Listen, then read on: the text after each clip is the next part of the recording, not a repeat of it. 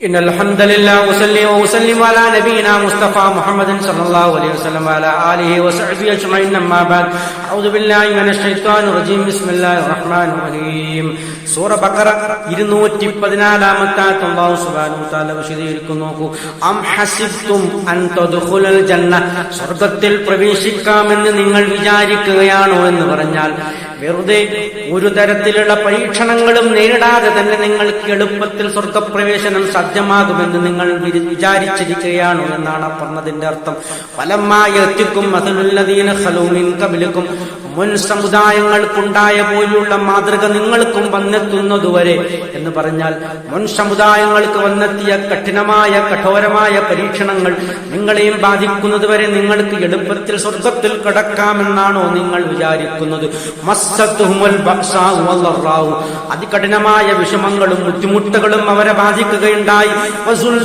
അവർ വിറകൊള്ളിക്കപ്പെട്ടു, അവർ വിറപ്പിക്കപ്പെട്ടു. ഹത്താ യഖൂല റസൂൽ, റസൂലിനോട് അവർ പറയുന്നത് വരെ, വല്ലദീന ആമനൂ മഅഹു, ആ റസൂലും റസൂലിന്റെ കൂടെയുള്ള വിശ്വാസികളും റസൂലിനോട് പറയുന്നത് വരെ, മത്താ നസ്റുല്ലാഹ്, അല്ലാഹുവിന്റെ സഹായം എപ്പോഴാണ് വരിക എന്ന് അവർ വിളിച്ചു പറയുന്നത് വരെ അവരെ വിറപ്പിക്കുകയുണ്ടായി എന്നാണ് അല്ലാഹു സുബ്ഹാനഹു വ തആല ആയത്തിൽ വിശദീകരിക്കുന്നത്.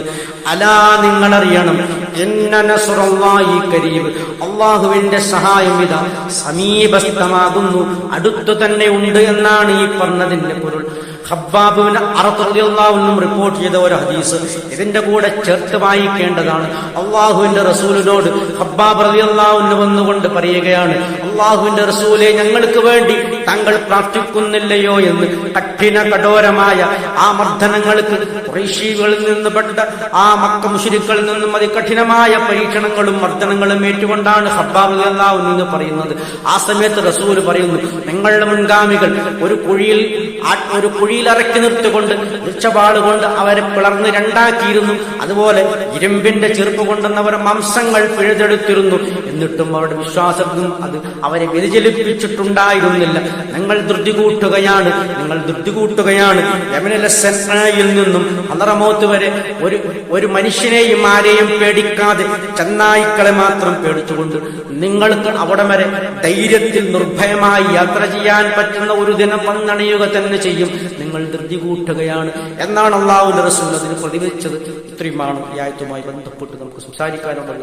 സത്യമായി മനസ്സിലാക്കുന്ന സജ്ജനങ്ങൾ നമ്മെ അല്ലാഹു ഉൾപ്പെടുത്തി അനുഗ്രഹിക്കുമാറാകട്ടെ. അൽഹംദുലില്ലാഹി റബ്ബിൽ ആലമീൻ.